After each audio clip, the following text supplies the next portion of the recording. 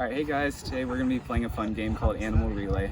So it's like a normal relay race, except there's a little fun twist to it. So first we're going to split into two teams, and everyone's going to stay 6 feet apart, and you're going to line up in an order. So whoever's in charge, they're going to say an animal, so it could be like a bunny rabbit, or it could be maybe a fish, and whatever animal they say, you have to run and touch a cone, doing that animal's motion, and then you have to come back and sit down at the end of your line. And whichever team has all their members sitting down at the end first wins. Team 1.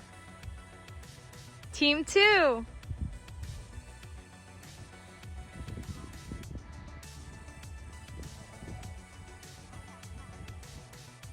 Is everybody ready?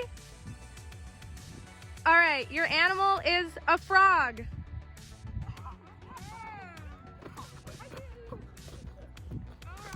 Keep going. You got it.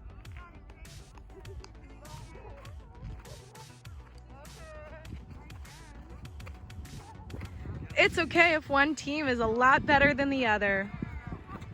Never give up. You got it, guys.